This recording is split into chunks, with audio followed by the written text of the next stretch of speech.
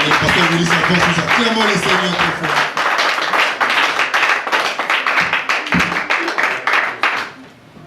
Est-ce qu'on peut se saluer les uns les autres en chantant oui, je t'aime de l'amour du Seigneur, je t'aime de l'amour du Seigneur. Nous ne sommes pas nombreux, on peut marcher, on se salue. Gloire de mon roi, oui, je m'avais envoyé le message, hein, le message que j'avais fait la fois. Je t'aime de l'amour du Seigneur, je t'aime de l'amour du Seigneur. Quand je vois en toi, gloire de mon roi, oui, je t'aime de l'amour du Seigneur. Oui, je t'aime de l'amour du Seigneur. Le dernier message que je fais là, on m'a pas envoyé l'accueil USB. Tu l'as toujours, hein? Tu l'as toujours. Oui, je t'aime de l'amour du Seigneur.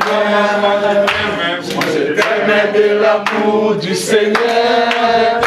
Quand je vois en toi la gloire de mon roi, oui, je t'aime de l'amour du Seigneur. Quand je vois en toi la gloire de mon roi, oui, je t'aime de l'amour du Seigneur. Quand je vois en toi la gloire de mon roi, oui, je t'aime de l'amour du Seigneur. Quand je vois en toi la gloire de mon roi, oui, je t'aime de l'amour. Dis maintenant ton voisin, tu es la gloire de mon roi. Tu es la gloire de mon roi. Alléluia. Tu es la gloire de mon roi. Alléluia. Tu es la gloire de mon roi.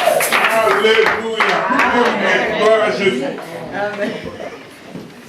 J'aimerais vous féliciter parce que nous avons vraiment adoré. Amen.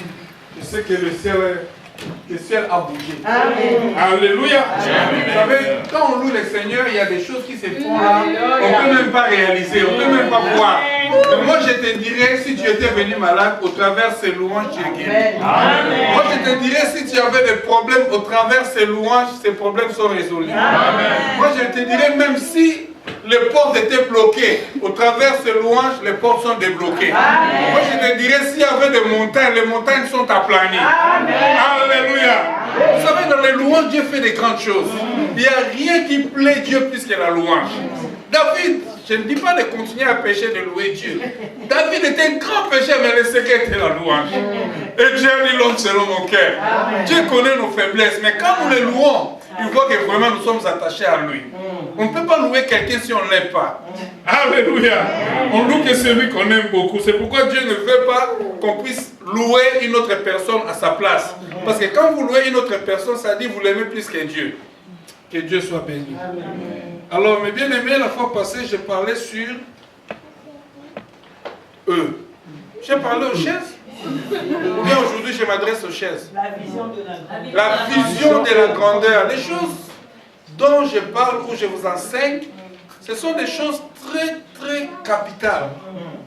Et ce sont des choses qui peuvent changer vos vies. Et pour les jeunes, moi, ce que je vous enseigne, si j'avais eu ça à l'âge de 17 ans ou de 14 ans, je n'allais pas être celui que je suis. Je dis toujours à mes enfants, vous ne pouvez pas être plus comme moi. Vous devez être plus que moi. Parce que les choses que moi je vous enseigne, moi personnellement, à votre âge, les gens ne m'avaient pas enseigné. Je regrette parfois pourquoi je suis devenu adulte. Je devrais retourner en arrière, mais c'est trop tard. Alléluia. Et je disais même à ma femme, si je savais à l'âge de 17 ans, non, quand j'ai rencontré ma femme, j'avais 20 ou 21 ans. Et si je savais à cet âge-là, aujourd'hui on allait avoir pas moins de 12 enfants. J'aime beaucoup les enfants. Mais maintenant, là, je ne peux plus reculer en arrière. Et j'encourage mes enfants, je dis, dès que vous terminez les études, la première des choses, commencez à faire des enfants. Mariez-vous, faites des enfants, envoyez-les chez moi si vous ne pouvez pas les supporter. Moi, je vais les prendre en charge. Alléluia. Alléluia. Ben, les choses qu'on a fait dans le passé, on ne peut plus récupérer, on peut plus changer ça, mais on peut récupérer avec Dieu dans le futur. Alors les choses que je vous enseigne, mon enseignant, moi, Mans Moreau, qui m'a appris ces choses, il a dit, il a déjà tracé sa vie à l'âge de 14 ans. Il a dit, quand il a compris ces choses, la Bible, la parole de Dieu, il a la vision de sa vie. Et ça, je vais vous parler, si Dieu le veut, la prochaine fois, sur l'importance de la vision. Et quand il a compris sa vision, il a compris aussi comment marcher. Parce que si tu comprends ta vision, tu sauras comment marcher. Dans toute vision, on peut voir qui on veut devenir, ou bien qui on veut faire, ou bien qui on veut être dans l'avenir. Mais le grand problème, c'est comment y arriver. La question là, comment, c'est la question la plus difficile. Qui tu veux devenir docteur? Qu'est-ce que tu veux avoir 1000, je veux avoir 10 000 $ par mois. Tu veux avoir combien de maisons? Je veux avoir 500 000 maisons. C'est facile de le dire, mais maintenant, comment? Amen. Alléluia. Amen. Je veux avoir des enfants. Comment? Alléluia. Amen. Beaucoup de gens ont beaucoup de désirs.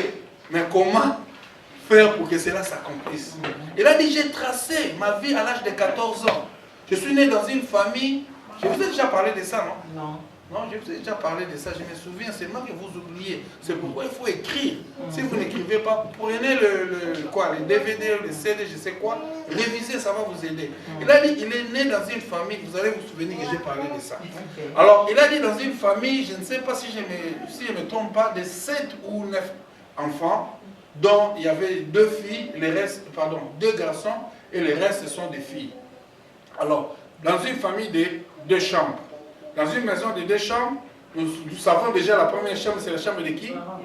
Et la deuxième est supposée être la chambre de qui? Alors les garçons, Salomon. Est-ce que je vous ai jamais parlé de ça? Non. C'est vrai? Non. Vous êtes sûr? Ok, je m'excuse. Alors les garçons, Salomon. Alors si vous êtes nombreux, les salons petits, les autres seront cuisinaux. Parce qu'il n'y aura pas assez de place. Alors il a dit aujourd'hui, c'est vraiment deep, c'est vraiment profond son témoignage, mais je ne vais pas aller en profondeur parce qu'aujourd'hui, je ne prêche pas sur ça, peut-être la fois prochaine. Il a dit, si aujourd'hui j'ai des maisons, si j'ai des compagnies, si j'ai des jets, des avions, ce n'est pas drôle. C'est parce que j'ai compris la vision. Alléluia. J'ai compris qu'avec Dieu, je peux faire des exploits. Et je ne peux pas mourir comme si je n'ai jamais existé. Il est mort, il a laissé des traces. Je veux que tu laisses des traces. Je ne peux pas mourir sans laisser des traces. Alléluia. Entre les parents de Thérèse. On va maintenant au message. Aujourd'hui, je vais parler sur la vision et le temps de son accomplissement. C'est tout un séminaire, comme j'avais dit, pour ceux qui peuvent écrire. Écrivez, ça va vous aider. Je répète encore, écrivez. Et quand vous écrivez, ne jetez pas le cahier ou la feuille. Allez à la maison, révisez et cherchez encore en profondeur. Dieu va vous parler plus que ce que moi je vous dis là. Et ça va vous aider pour tracer votre vie. Non seulement votre vie, la vie de vos enfants aussi. Alléluia. Alors aujourd'hui, je parle sur la vision et le temps de son accomplissement. Je parlais sur la vision de la grandeur. Je parlais c'est quoi la vision? J'ai dit la vision c'est une inspiration. La vision c'est une révélation. J'ai parlé sur beaucoup de choses sur la vision. Alors tu peux avoir la vision, tu peux avoir la révélation, tu peux avoir l'inspiration. Mais quand est-ce que cela va s'accomplir? C'est là où se trouve le problème. Quand est-ce que cela va s'accomplir? Est-ce que ça va s'accomplir au moment où toi tu veux? Ou bien ça va s'accomplir à son temps. La vision ne s'accomplit pas quand toi tu veux. Parce que quand on sème une mangue, on a besoin d'avoir un noyau de mangue. On a besoin d'avoir des mangues. Mais on n'aura pas quand nous voulons avoir ça. On aura ça seulement à sa saison. Alléluia. Alors, quand une femme est enceinte, 3e mois, ça complique beaucoup. Je ne sais pas si c'est le 3e mois. 1er, 2e, 3e là, ça complique beaucoup. Les 3 premiers là, ça complique beaucoup. C'est comme si tu veux que l'enfant puisse sortir, mais l'enfant ne peut pas sortir. Il faut attendre jusqu'à son temps. Et quand le temps sera là, c'est dans ce moment-là que l'enfant va sortir. Alors, le but de mon message, quand Dieu vous donne la vision, quand Dieu vous donne... Ça ne sonne pas bien. Est-ce que ça sonne bien? Ça ne sonne pas bien.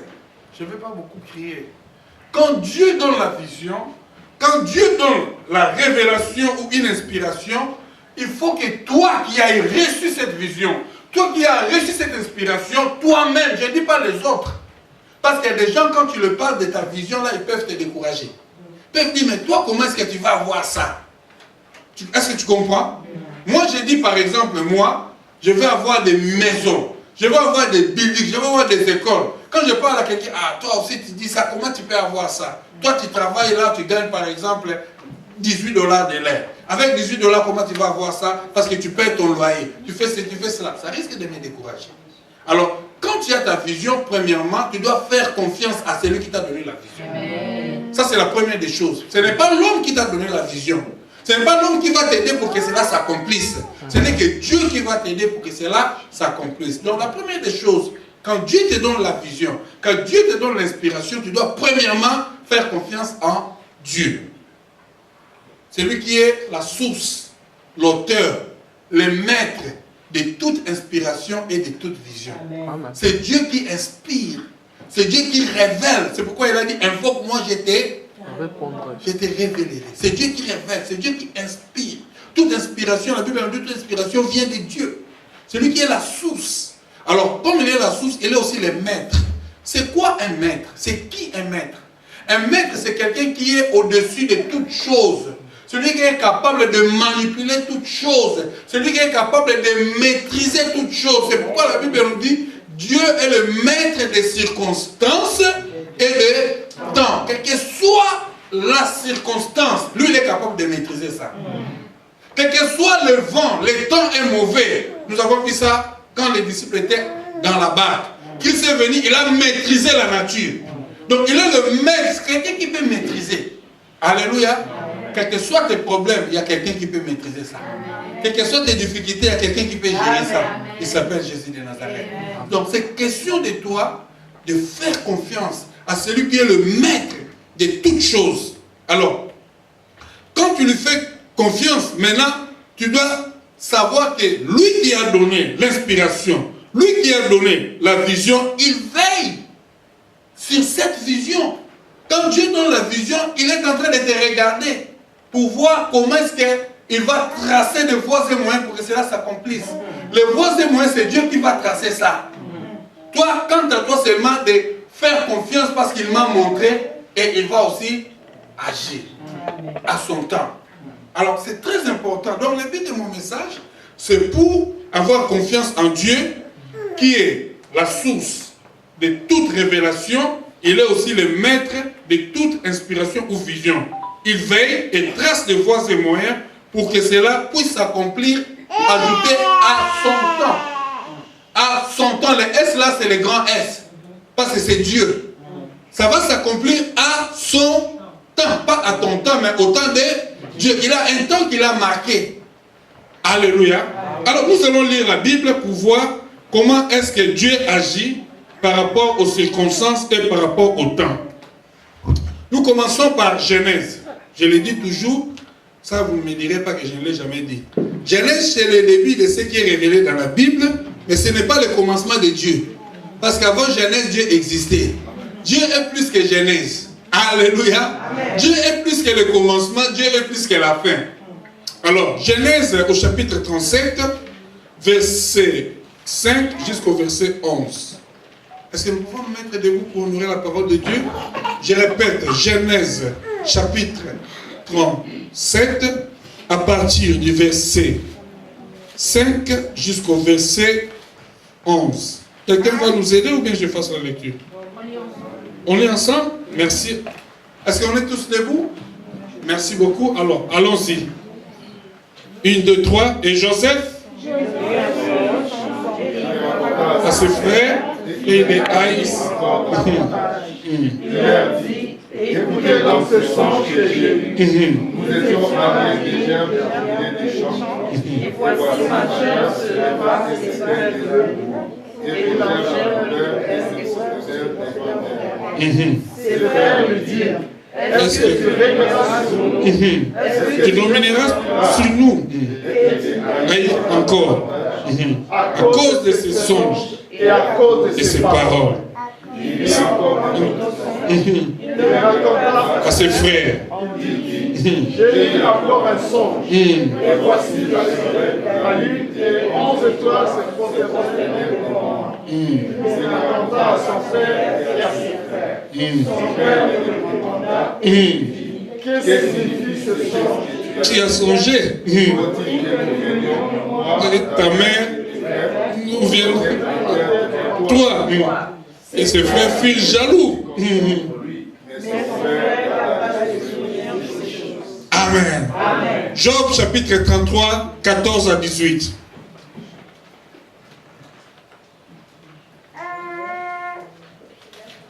Job chapitre 33, 14 à 18. Vous y êtes? Allons-y. Dieu parle cependant tantôt d'une manière, tantôt d'une autre, et l'on n'y voit point garde. Il parle par des songes, par des visions. Par des visions nocturnes. Quand les hommes sont livrés à un profond sommeil. Quand ils sont endormis sous terre. Alors il leur donne des avertissements et met les sourds à ses instructions, afin de détourner l'homme du mal et de le préserver de l'orgueil, afin de garantir son âme de force et sa vie de beaucoup. Alors, nous allons lire les derniers versets, Jean chapitre 2, versets 1 à 4.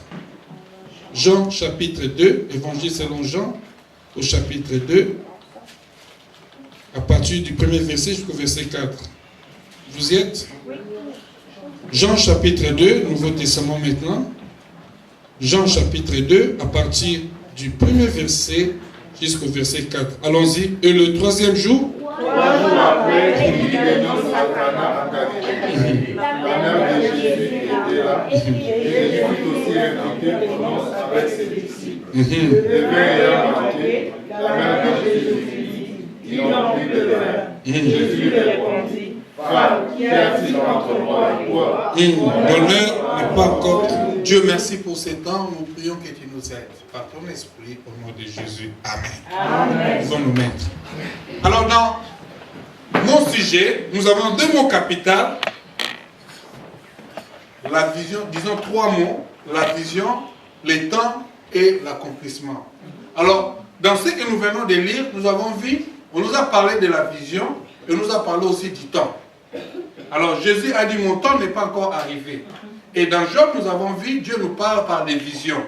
Alors nous avons vu, la vision c'est une inspiration. Nous avons vu aussi Joseph qui a eu un songe. La Bible nous dit, Dieu l'a parlé. Dieu lui a parlé. Alors Dieu nous parle tantôt d'une manière, tantôt d'une autre. Dieu peut te parler quand tu vois quelque chose, tu comprends que je suis inspiré par une chose que je vis. Comme je dirais, 2 personnes étaient parties dans un village en Inde. Quand ils sont arrivés, les 2 personnes ont vu des gens qui marchaient à pied. Alors, un d'eux a ri. Il riait les gens qui marchaient à pied parce qu'ils n'avaient pas de, disons, pieds nus. Ils n'avaient pas de chaussures. Alors, pour lui, c'était un sujet de la moquerie. Mais pour l'autre, il a eu l'inspiration de chercher les chaussures pour aller les revendre. Alléluia. Et c'est ça l'histoire, d'après moi, c'est que j'ai appris de monsieur qu'on appelle Goodyear, un Américain. Quand il était inspiré, il est allé faire des chaussures qu'on appelle Goodyear. Et jusqu'à ce que sa compagnie est allée même à faire des pneus. Parce que quand il a vu, il a eu l'inspiration. Nous pouvons regarder la même chose, mais nous n'aurons pas la même vision. Nous n'aurons pas la même inspiration. Amen. Alléluia. Amen. Il y a des gens, quand ils voient certaines choses, ils se moquent de ça, mais pour d'autres personnes, c'est une opportunité. Quelqu'un qui veut gagner les âmes, il vient dans une église, il voit les chaises sont vides. Celui qui n'a pas la vision, il va dire, il n'y a rien ici, moi je rentre. Mais celui qui a la vision, c'est une opportunité pour moi pour évangéliser. Vous voyez la même chose, mais 2 façons de concevoir les choses. Donc, on peut regarder de la même façon, mais on n'a pas la même vision. Alors, même dans l'histoire, tu peux raconter quelque chose, même dans la façon on nous prêche là. Il y a une personne qui peut recevoir dans un message 2 messages, même 3 messages. Moi, quand mes enseignants enseignaient, juste leurs paroles, pour moi c'était un séminaire. Quand je rentre, je développe, ça devient un séminaire. Alléluia. Comme la vision, sur la vision dont je vous parle, on nous a parlé seulement de la vision. On n'est pas allé à la profondeur pour voir la vision de la grandeur, le temps de son accomplissement, la vision, les ailes de la vision, la passion de la vision, la compréhension. Tout ça, c'est moi-même qui ai développé ça à partir de ce que j'ai appris. Alors, quand on enseigne, c'est pourquoi on a le même tableau, on a le même professeur, mais on a des différents résultats. Parce que chacun a sa façon de comprendre les choses. Alors, nous voyons ici, on nous parle de Joseph. Alors, avant même d'aller sur Joseph, je vais parler sur pourquoi Dieu nous parle, pourquoi Dieu nous inspire. Job nous a éclairés. Il nous a dit, Dieu nous parle de plusieurs façons. Il a essayé d'énumérer quelques façons ou quelques voies dans lesquelles Dieu nous parle. Il a dit, tantôt dans des rêves, tantôt dans des visions, tantôt dans des songes. Quand on est plongé par un profond sommeil, Dieu nous parle parce que Dieu ne dort pas. Il ne s'honore pas, il veille sur nous et il nous parle à chaque instant. Et pendant que moi je prêche, il y a des gens qui seront aussi saisis par le Saint-Esprit pour dire que voilà, ce message est pour moi. Il y a d'autres qui sont là seulement quand on prêche, ils pensent qu'ils prêchent pour les autres. Pasteur Théa, quand il dit Théa là, il jette la pierre sur une autre personne. Non! Le message n'est pas pour une autre personne, le message est pour toi, en commençant par moi-même. C'est pourquoi quand on pointe les doigts comme ça, il y a un doigt qui va chez l'autre et l'autre retourne sur toi. Parce que le message est pour toi, est aussi pour moi. Alléluia. Alors, quand on prêche, il faut vraiment faire attention, car Dieu nous parle tantôt d'une manière, tantôt d'une autre. Je vais donner un exemple. Je ne pense pas que je vais terminer ce message. Je vais donner un exemple. Il y a eu un pasteur, un témoignage que j'ai entendu. Il a fait, il voulait aller avec une des sœurs de l'église. Alors, ils ont fait leur rendez-vous et après le culte, les deux partaient quelque part pour faire leurs besoins. Juste en allant, ils étaient côte à côte, l'un à gauche et l'autre à droite. Il y a un fou qui était devant eux pendant qu'ils allaient dans leur endroit là, secret. Alors le fou, il faisait comme nous faisons gauche-droite. Il faisait comme ça. Moi l'ensemble. Moi l'ensemble, pour ceux qui ne parlent pas lingala, enfant de Dieu. Moi l'ensemble, enfant de Dieu. Moi l'ensemble, enfant de Dieu. Moi l'ensemble, ça là qui est beauté. L'enfant de Dieu ne peut pas commettre l'adultère. L'enfant de Dieu ne peut pas. Alors quand il parlait là, il était toujours sur place. Pendant que le pasteur s'approchait avec sa fille, disons sa fille de l'église, alors l'homme a commencé à marcher, il est allé juste au milieu pour les séparer comme ça. Moi, l'ensemble, ça là qui est côté, l'enfant de Dieu ne commet pas l'adultère. Alors, quand il est passé devant là, le pasteur a dit, Dieu nous a parlé. Il a dit, Dieu nous a parlé. On ne peut plus continuer à faire ce que vous voulez faire. Il a compris. Dieu parle tantôt d'une manière, tantôt. Dieu peut utiliser même un chameau, Dieu peut utiliser un animal, même un fou, pour te préserver. Est-ce que vous comprenez cela? Alors, il faut comprendre que Dieu a plusieurs façons de parler. Un enfant de Dieu, Dieu peut me parler même au travers de mon ami Noah. Je vous dis la vérité. Dieu peut me parler au travers de cet enfant. Il peut dire quelque chose là pour lui, il pense qu'il a seulement parlé en vain. Mais si je l'écoute, je comprends que Dieu me parle. Alléluia. Alors, Dieu nous parle de plusieurs façons. Pour un enfant de Dieu, quand Dieu parle, premièrement, c'est pour te montrer quelque chose qui doit venir. Premièrement. Deuxièmement, si c'est une mauvaise chose, tu pries pour que cela n'arrive pas. Un enfant de Dieu ne peut pas rêver qu'il conduisait et puis il a commis l'accident. Et le matin, il conduit, il fait l'accident, il dit que j'ai rêvé ça. Mais non. Mais non. Quand Dieu te révèle, tu es capable de prier pour que cela n'arrive pas. Amen. Amen. Dieu te préserve du danger. La Bible dit, il nous préserve. Quand Dieu te révèle quelque chose que tu trouves que c'est un danger pour toi, Dieu veut que tu pries pour que cela n'arrive pas. Yes. Amen. Amen. Ça, c'est le deuxième point. Et le troisième point, quand Dieu te révèle la bonne chose, Dieu te montre que tu es capable d'avoir ça. Si Dieu te montre des milliards, dit que tu es millionnaire. Amen. Alors prie pour que cela s'accomplisse. Ne meurs pas sans que tu puisses toucher les millions. Est-ce que tu comprends cela? Amen. Si Dieu te révèle une bonne chose, mon frère, dis que moi, j'aurai ça au nom de Jésus. Amen. Tu dois prier pour que cela s'accomplisse. Dis, je ne mourrai pas jusqu'à ce que cela va s'accomplir. Quatrième chose, même si c'est une bonne chose, même si cela va s'accomplir, Dieu veut que tu sois humble pour te préserver de l'orgueil. Parce qu'il y a des gens, quand ils voient déjà que non, il est devenu, Dieu lui montre en train de prêcher 1000 membres, ils pensent qu'il est devenu pasteur. Il est devenu plus qu'un pasteur. Alléluia. Très important là pour te préserver de l'orgueil. Et là maintenant je rentre là où Jésus a dit, mon heure n'est pas encore arrivée. Très important. Je parle de la vision et de son accomplissement. Jésus est venu sur la terre. Il a dit, le Seigneur m'a envoyé, l'Esprit du Seigneur est sur moi pour opérer des miracles. Bref. Alors Jésus est allé à la fête des noces de Cana, à la fête de mariage à Cana. Il est arrivé, suivez-moi s'il vous plaît, il est arrivé, on lui parla de la crise du vin, de la boisson. Il a dit, femme, qu'y a-t-il entre toi et moi? Car mon heure n'est pas encore arrivée. Malgré cela, Jésus a prié, l'eau s'est transformée en vin. C'est pas un miracle? C'est pas un miracle? Mais si nous lisons, Jésus n'avait pas encore commencé le ministère. Allô? Allô? Ce n'est pas parce que tu es parti, tu as prié, les gens ont vu les miracles, ils disent parce que je suis devenu évangéliste. Alléluia. Aujourd'hui, nous avons des problèmes parce que nous avons des serviteurs de micro-ondes. Vous connaissez le micro-ondes? 2 minutes, c'est prêt. 2 minutes, c'est prêt. Alléluia. Moi, je fais les œufs au micro-ondes, je fais 1, 2, 3, ça dit 1 minute 23 secondes, c'est prêt. Alléluia. Va au micro-ondes, casse un œuf, mets ça dans un bol, tu fais seulement 1, 2, 3.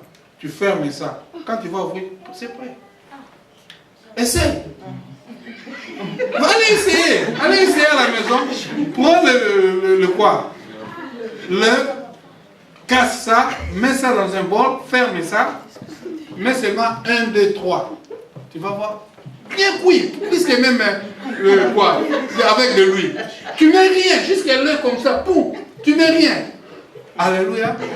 Alors aujourd'hui, nous avons des chrétiens, des serviteurs, des micro-ondes. C'est pourquoi nous avons beaucoup de dégâts. Beaucoup de dégâts. Ce n'est pas parce que tu as opéré des miracles, ce n'est pas parce que tu as bien prêché, tu dis, pasteur, moi aussi je suis devenu pasteur. Mais non, ça ne marche pas comme ça. Gloire à Dieu, moi je ne suis pas un serviteur des micro-ondes, comme les Nigériens disent. Alléluia. Amen. Alléluia. Amen. Moi j'ai commencé à servir Dieu en 87. J'étais ordonné en 99. Combien d'années? Yo. Alléluia. 12 ans. 12 ans. Jésus était avec les disciples 3 ans. Si le maître a fait 3 ans, et moi qui suis humain, je ne peux pas aller 3 ans. Il faut que je fasse plus. Alléluia. Alléluia. Et toi déjà, 1 mois, archibishop. Nous attendons maintenant des archipapes. Alléluia. La trichomanie règne, mais il n'y a rien. Il y a des places où quand je prêche, les gens me disent que tu es docteur. Je ne suis pas docteur, oh. Je suis juste un simple pasteur, oh. Et je me limite là-haut. Je suis fier d'être seulement pasteur, oh. Alléluia. Alors, aujourd'hui, nous voulons être là où Dieu ne veut pas que nous soyons. C'est pourquoi nous commettons beaucoup de dégâts. Jésus a opéré les miracles. Les gens ont vu le miracle. Mais il a dit non. Mon temps n'est pas encore arrivé.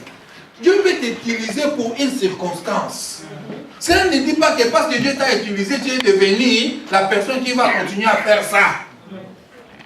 Il faut laisser la place aux gens que Dieu a placés pour qu'ils fassent leurs œuvres selon leur appel. Amen. Alléluia. Amen. La vision et le temps de son accomplissement. Très important.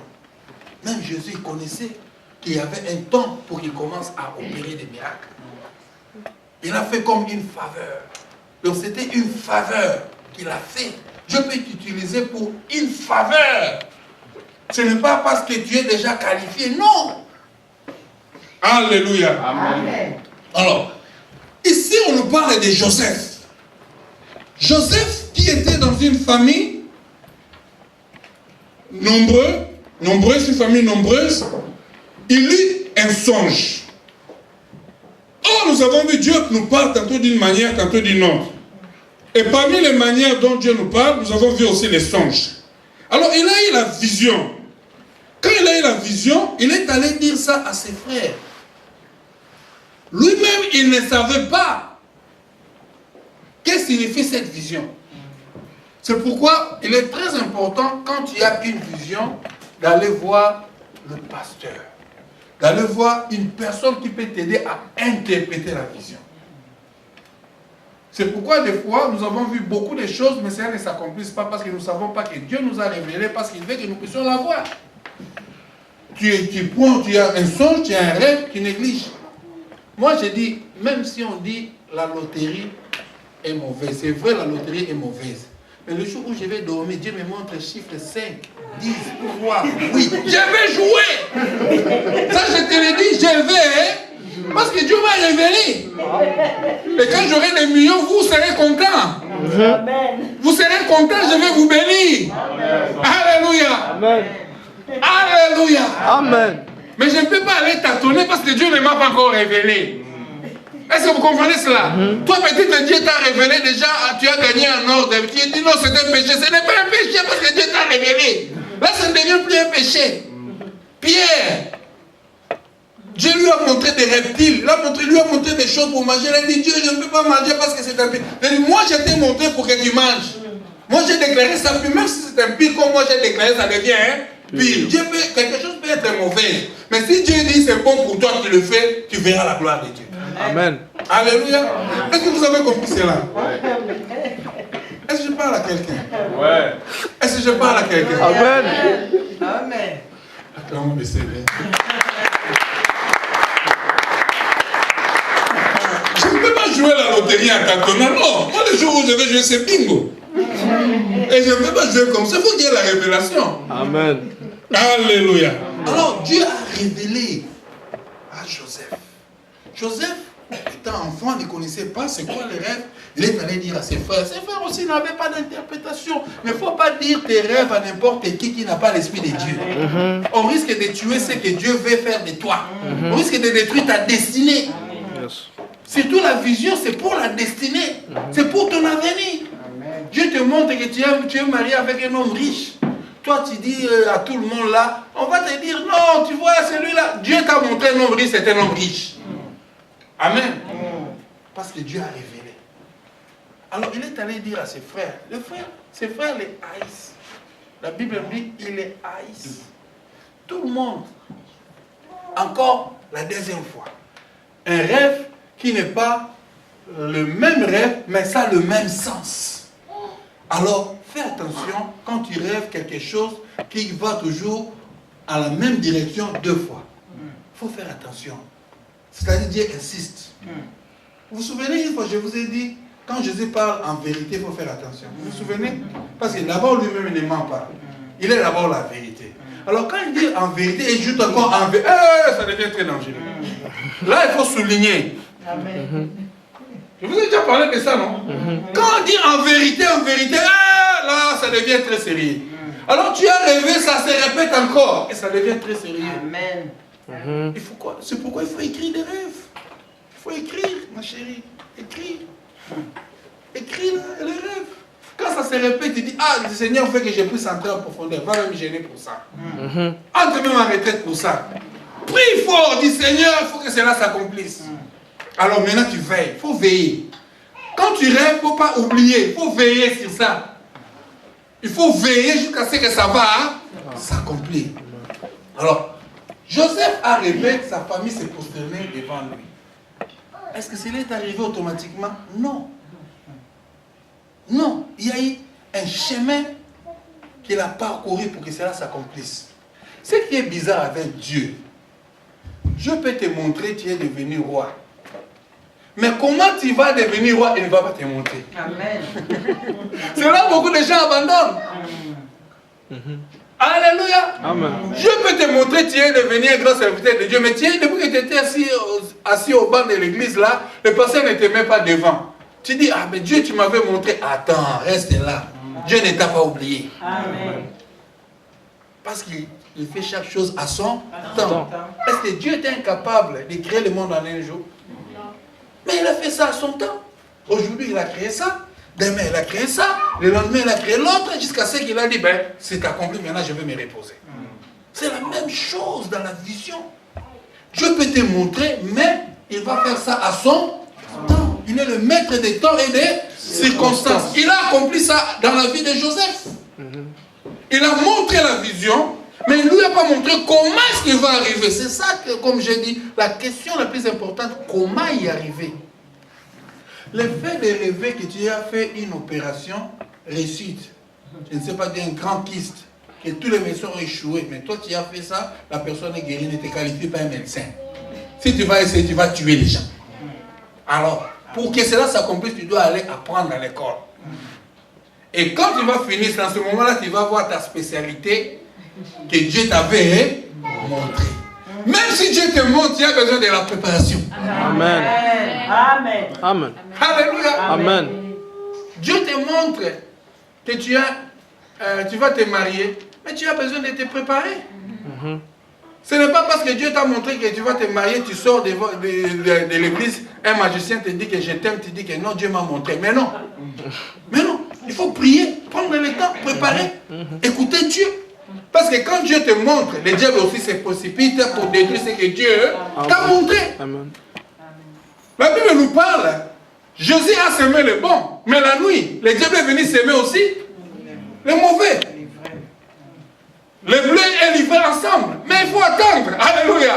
Après, on va savoir. Toi, on t'a parlé que tu t'es marié, tu sors, un magicien vient. Non, il ne faut pas dire que non, pasteur, Dieu m'a révélé. Mais non. Nous allons prier pour voir s'il vient de Dieu ou vient du diable. Alléluia. Amen. Alléluia. Amen. C'est vrai, Dieu peut te montrer aujourd'hui, il te donne aussi aujourd'hui. Il est capable.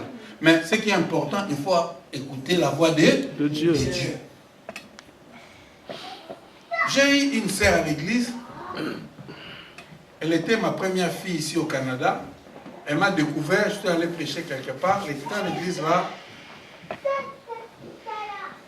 Quand l'église a connu des problèmes, l'église était fermée, il n'y avait personne.